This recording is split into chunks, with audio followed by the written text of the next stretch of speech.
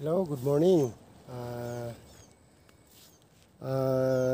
Dito po ako. Ako si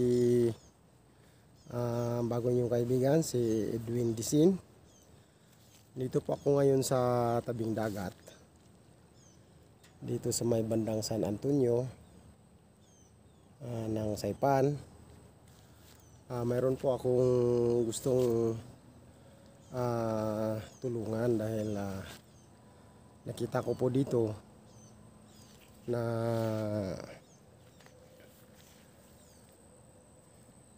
kailangan po talaga siyang tulungan natin. Kailangan po siya talagang tulungan dahil pasensya na kayo kasi hindi ako ngayon lang ako nag-live ng ganito. Hindi pa ako ganong marunong magsalita. Na puntahan ko siya dito. Meron pala tayong isang nandito sa beach, itong beach na ito. Ito. Yan. Yan po, beach yan, tabing dagat. Yan. Anong ako'y bumisita rito? Maliligo lang. Kami magpapahinga kasama ng aking asawa. Nakita ko na mayroong kubo-kubo rito. Sabi ko, ano kaya ito? Mga lokal, mga taga rito. Kami po ay isang OFW.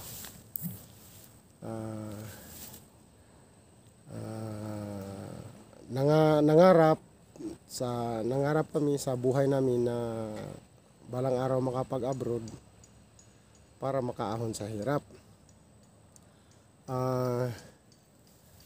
Yun nga po, di naman natin talaga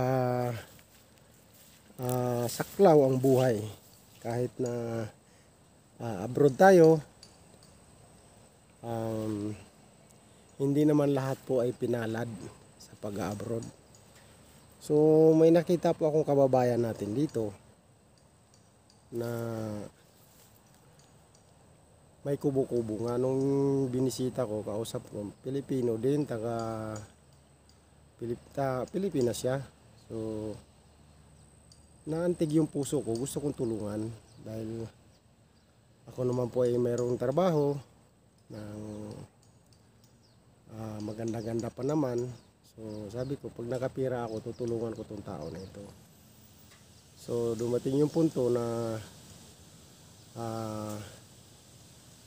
nagkapira ako.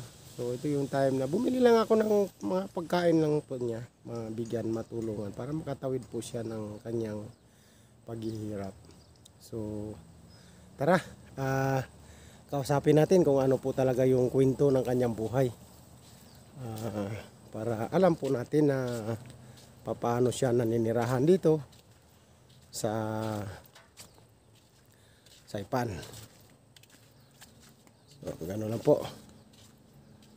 Ayo, magandang araw Brad, magandang tuloy po kayo. magandang Magandang umaga po. magandang umaga, magtanghali na po. Tanghali na po wala. Tika ha. Alauna na pala. Brad, may tanong po ako sa iyo. Hmm. Ano po pangalan mo pala? Ricardo. Ricardo. Palayo Palayo ko Jojo. Jojo. Taga saan ka sa atin, Brad? Sa San Jose del Monte, Bulacan. Ganun ba? Mm-hmm. So, Medyo inabot na.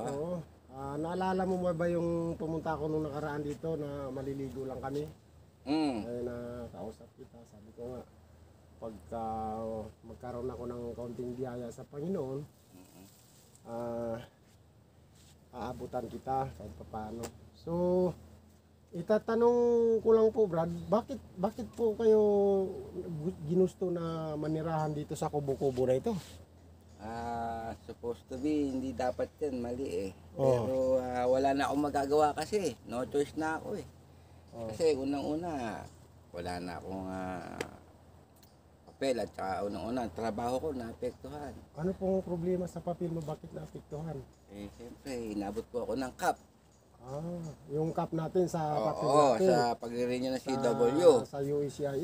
USCIS. Hindi ka pwedeng mag-renew that time. Inabot ka ng month of August. Sa ang appliance. Tapos binagyo pa tayo ng yuto. Binagyo pa ng yuto, inabot pa ng Oo. kubid pa. Pagkatapos ng yuto, kinubid pa tayo. Kinubid pa, talagang hirap Maraming talaga. kumpanyang nagsasarado. Hindi lang kumpanya, marami ring apektadong nagkasakit na tao talaga. So, yun ang dahilan pala na ano. Bakit mo napiling tumira dito? Nagkubo-kubo ka? Sa kadahilan ng wala na akong may pangbabayad pa sa pang-upa ng apartment. Unang-una, apartment. Bigas, kuryente, tubig. Hindi ko na kayang suportahan ang sarili ko. Kaya kahit alam ko hindi maganda, tinigil ko lang ho talaga ang pamamalagi ko dito itinigil. Nakaka-6 na buwan na rin ho ako sa awa ng Panginoon. At hanggang sa ngayon, ito. So anong pinagkaabalahan mo dito sa gabi, brother? Sa gabi minsan na... Nagda-diving ka ba? Nangingisda ka? Hindi, sa araw lang ako. Kasi nasa tabing dagat ka eh. Sa araw lang ako kasi hindi ko kaya sa gabi. Hindi ko kaya sa gabi. Kasi wala akong flashlight. Unang-una, diving suit ko, wala rin. Pero kaya mo namang mag-dive. Pagka dive lang sa gabi, kaya basta kompleto lang ang gamit. Unang-una kasi kailangan mo ng flashlight eh. Oo. Yun ang napakamahal. Hindi rin ako makapagpundar dahil sa kadahilan ng wala nga pinagkukunan. Minsan kapag part-time lang. 2 oras, 3 oras. Sapat lang. Nakapag-provide ka naman sa pagkain mo araw-araw. Awan naman ng Diyos kahit pa paano nakakabili naman ng pa 10 pounds like that. Yeah. So, 10 pounds. Ganyan. ako po yung nandirito kasi nga nung nagkita tayo noon, naawa naman ako sa sitwasyon. Ako naman po yung mayroong kaunting hanap buhay. So, pinagkalooban po tayo ng Panginoon na kumita. So, ako kasi pag ako nangako, babalikan ko. Kasi Yan, totoo po yan. mahirap po yung nangangako ka sa tao na nakapagbitaw ka, hindi mo na Masisira ka babalikan. rin. Hindi mo rin matutupad. Actually, sa totoo, ilang linggo na akong lagi kitang nasa isip. Kailan ko kaya babalikan tong taong ito? Hindi sa akin naman, ayos lang naman yun kasi nakakaraos pa naman ako. So, Minsan yan nga po. Ito, nagkakaroon po kami ng kaunting biyaya ng Panginoon. Hindi lang naman po, halimbawa may trabaho ako, ayos na sa akin, nakakakain ako. Pero yung katulad sa'yo, inaano ko ba na ano na kinakain mo, ano mo. So, kaya nga ako sabi ko, balikan ko tao nito. So, hindi mo ba ikahiya na ipakita natin yung tirahan na kahit pa paano binibuild mo para mabuhay ka dito sa mabuhay ka sa mundong ito, no? Sa ating pwede itong muntin dampa sa gilid ng dagat. So, titinan nga natin yung Ito, tuloy po kayo. Yun lang po ang aking yan. Ito po mga kapatid ang yung kusina, Ang lutuan. munting kusina. Yan po. Tingnan po. Ah, At saka ito po ang maliit na kwarto lang po tinutulugan ko. yan po. Kasi nasa tabing dagat Sa lang gabi po po ako natutulog siya. dito dahil Ayan. ito po ang aking Mukhang hindi nga po yata nakapagluto pa dahil meron ka pa bang makain? wala na akong kape, naubos o kape na lang at saka may konting bigas pang natitira. Pero ito po yung initan niya mga kababayan. Ito po yung kanyang perituhan. Kawawa nga po talaga ang ating Medyo kapatid. magulo, hindi ko alam itong mga ganitong sitwasyon. Nabigla ho ako dito sa aking kakailalang Tayo po kasi tulad rin po ako sa iyo na OFW na nangangarap din na makapag-abroad. Kaya nga po, pinalad tayo na nandito na. Kaso lang, hindi naman po lahat na OFW is nagtagumpay sa trabaho. So, yun nga, yung ibang nasa Saudi, uuwi, nasa kabaong na. Oo, Bangkay na. Diba? Aksidente na ron. Pero pasalamat pa rin tayo sa Panginoon kahit pa paano, nandito tayo, buhay pa. Yan. O, may matulugan lang. So ito mga kababayan, ito po yung kanyang kwarto, kanyang tulugan. Yan po. Yan lang po siya lang mag-isa. Yan. So, sa mga kababayan ko dyan, ito po yung kanyang may service din po siyang bike para makakapunta rin po kung saan saan. Binubuo ko lang po yan. Napulot ko lang po sa basurahan yan. Yan, ganun ba? Oo, binubuo ko lang po At least paunti-unti. kaysa maglalakad, di ba? Oo, ganun po yan. Wala pong involved na pera dyan. So, sige. Maraming salamat kapatid sa pinaunlakan mo kami. Ako, Walang anuman. pinaunlakan mo ako sa Walang anuman. kuan. Ayan, ang munting, Konting. Kinausap lang po iniikutan. kita. Yan. Kinausap lang po Yan kita lang po para sa atin. So, yan po mga kapatid. Nakita po natin si Jojo, Brother Jojo, na talaga naman pong handang pag nakakita po tayo talaga sa kanyang sitwasyon dito sa Saipan bilang OFW, napakasakit po na umalis tayo sa Pilipinas, baon natin ang pangarap. Totoo po yan. Makatulong sa pamilya, sa kapatid. Kaso nga lang po talagang dilibyo po ang inabot ng Saipan. Kaso lang, takot na virus. Oo. So, ganun talaga. Dami talagang, buti nga, buhay pa tayo. Naging pantay-pantay po ang turingan sa bawat isa po dito. Wala pong mayaman po at wala pong naging mahirap sa dahilan po ng So, COVID. tara, may kaunti pa akong tulong sa'yo. Oy, maraming salamat po. Ayan po Ito taos po puso ko po galing tatanggapin. sa puso ko. Opo. Kumita po kami sa pagtipising din po. Nagtipising din po kami. So, may kaunting kita lang. Sabi ko nga, tulong ko sa'yo dahil ikaw po yung tamang tao na talagang tulungan. So, salamat po. Tara, kunin mo yung tara ha. Sige. Nakalagay bayan ang iyong Yan. inihandang tulong. Yan po.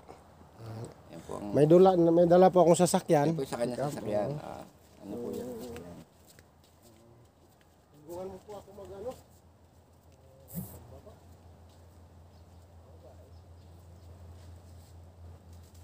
Wow! Ayan. Itang mga puto. Talaga pong ito po yung oh wow! Salamat po. Dadalhin ko muna sa loob at mabigat po. Lapas mo lang muna dyan sa Dito. Dito. Ito po ang bigay po sa akin ng samahan ng mangingisda po.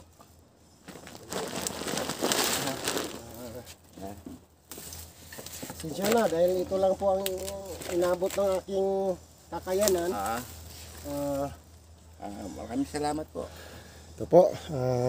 Yan po ang aking naging tulong po sa aking kababayan. Yan po ang mangingisda po. Yan po. Siya po ang kusang loob po ito. kusang loob ko po yan. Bumili po tayo ng bigas. Yan po. 40 pounds. Na sushi rice. Yeah, Tapos sushi kasi butane, brand new. nakita ko po yung kalan niya na mukhang Medyo hindi na po napakinabangan. totoo po, talagang matagal na po yun. Ako. So yan, bago po yan. Wow, bago. Tapos Wow. bumili na rin ako ng butane para sa gas. Wow. Di meron na pang isang linggo. Kung Papalarin. papalarin kami. Makakumita ulit. Saka may mga konting sardinas dito, Ayun. mga noodles, Ayan po. may Ayan asin, po. Ayan, may bitsin bitsin. po. Wow, isang tawid gutom din po ito. Talagang malaking tulong po ito sa akin. pasensya na po at yun, Utang na loob po sa inyong lahat. yan lang po Kayo ang kaibigan. inabot ng ito. May tubig ka pa. O, kita mo nga Oo, meron pa po tayong model po tayo ng ng Saipan Ice po. Maraming salamat na kahit pa paano pinag-uulakan mo ako na makausap kita. Sabi ko nga gusto kita makausap ng anong nangyari dahil parehas po tayong dalawa na OFW. Victim po talaga ng salamat tayo sa Panginoon dahil At buhay pa rin po. buhay tayo. At nakagawa Hindi pa rin naman po ng- talaga lahat na nangangarap na mag-abroad is magtagumpay. Oo. Lahat po tayo talagang dadaan Dalawang sa klase po yan. Kung di po mapasama, mapaigi. mapabuti. Mapabuti. Oo. Ganun po yan, ganyan po talaga ang buhay Salamat natin. Kaloob po ng Panginoon yan. Salamat Jo. Salamat din. Sa ano, Ayan. basta Sa mga tulong mo sa akin, ito, malaking bagay ito talaga sa akin. babalik ako sa iyo para kung may mga kaunting tulong ako sa iyo na madagdagan ko yan. Naku, sobra-sobra na nga to.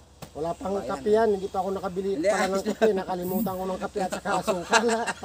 Hindi, ayos na kamaya. Basta importante yung taos sa puso mo, yung bigla-bigla ba, yung hindi Hindi sinasadya. kasi- Yan. Yun nga, yung naligo nga kami yan nung nakaraan. nung nakaraan, Pero bakit ako may kubo-kubo? Sino ka mo to? Parang Pilipinas. Totoo po yan, totoo po. Parang Pilipinas lang din po. Sabi ko, talagang Ganito po mabuhay sa gilid ng dagat. Hindi po ako talaga naman po, nakatulog ng maayos. Madali. At hindi rin po mahirap. Pero hindi ako nakatulog ng maayos na kahit meron pa paano tayong po, may kababayan tumutulong tayo pa rin na, po sa atin ano, na kababayan. Yan.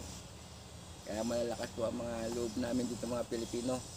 So, anong plano mo kung sakaling gumanda yung ating government? Maayos pa ba yung papel mo? Kung maayos at matutulungan ako o kung ano man ang nararapat at karapat dapat. Kasi mas importante may papel ka kasi kababayan eh. Kung wala kang papel, ang hirap magtrabaho. Tama po. Tracking. Alam mo Tama naman po po kasi tayo. OFW, hindi po tayo taga rito. Oo, tayo po yung nananarabahuhan lang. Kaya kung- hindi po tayo makapagtrabaho ng maayos kung wala po Walang tayong papel. sapat na Kasi ang- kasulatan. Opo. Ang hihingin sa'yo pag nag-apply ka, meron ka bang Oo. CW, meron ka bang papel na ganyan-ganyan. Yeah. Oo. Ganun lang naman talaga eh. So, kung sakaling may tutulong sa atin na mga malalambot ang puso, Andito lang po si ito lang po si ang ating aking kababayan na kaibigan. pwede natin tulungan. Kawawa po, hindi po OFW masamang tumulong po. na ano, kung sakali pare Jo, kung may tutulong sa atin, Mm. halimbawa ako tutulong na rin, Mm. may plano ka bang umuwi sa atin? Kung halimbawa may tumulong na bumili ng ticket na pabalik sa Pilipinas, or ano bang plano mo kung sakaling Hindi, yun sa akin naman kasi kabayan. Hmm.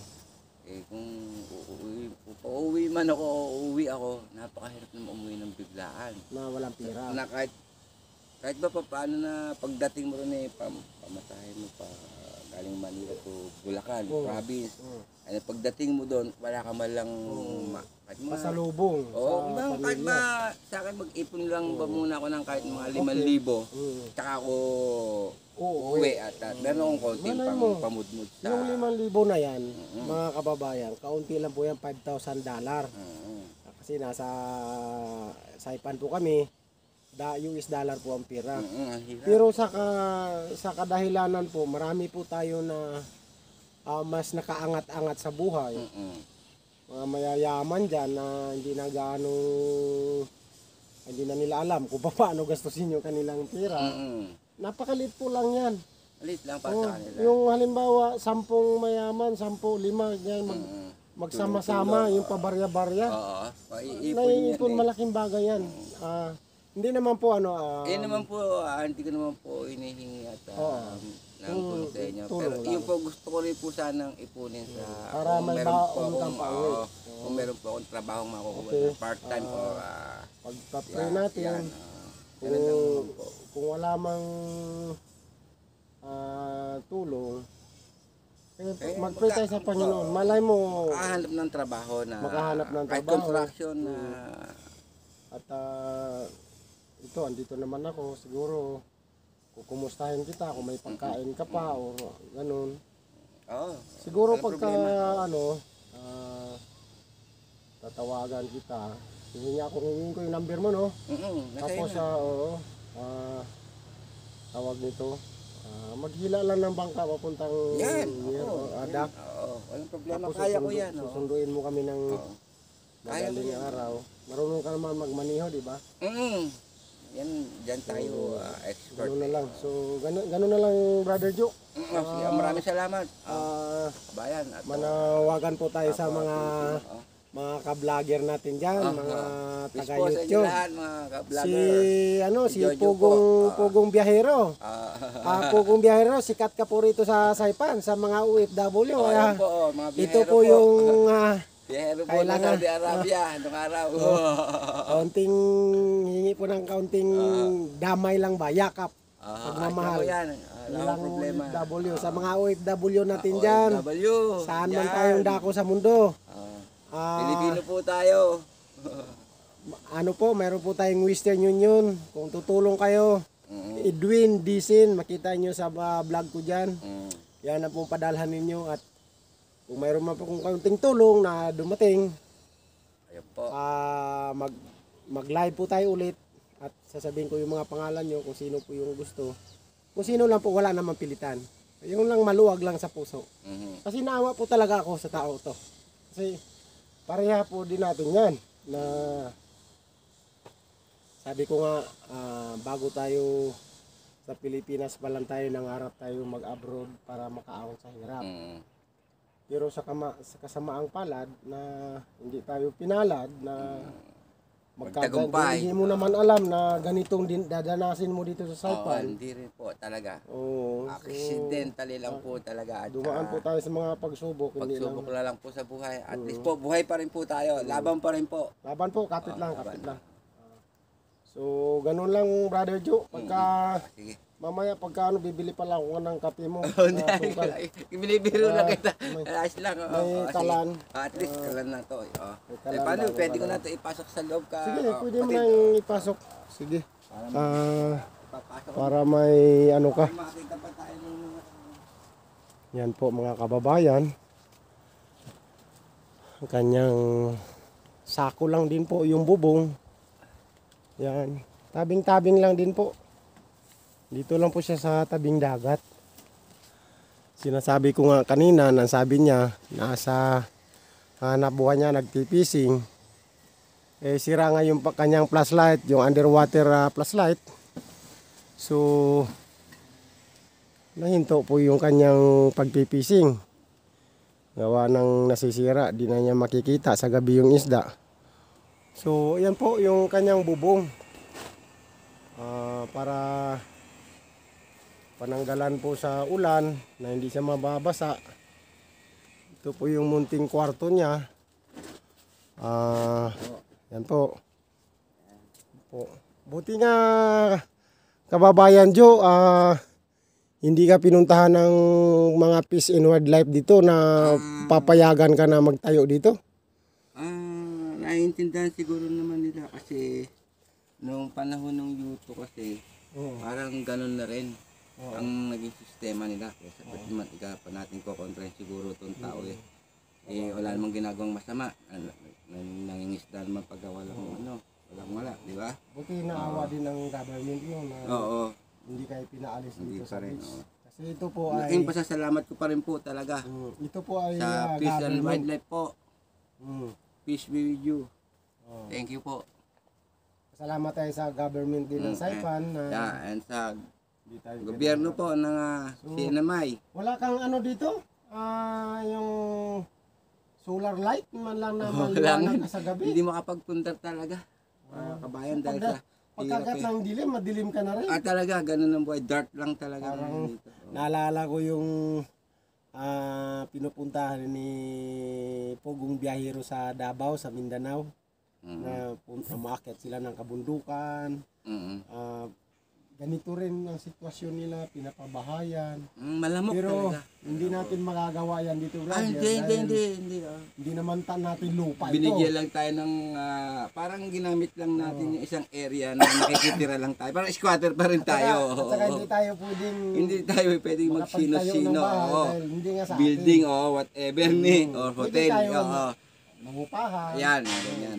Pwede. Tulad ko, nangupahan lang din po tayo Ganun lang po ang buhay. ng bahay. Kaya, pero yung katulad sa Pilipinas, kay Pugong Biyahero na patayuan nila, bibuild sila ng bahay, ganyan. Tapos ibebenta pagkatapos.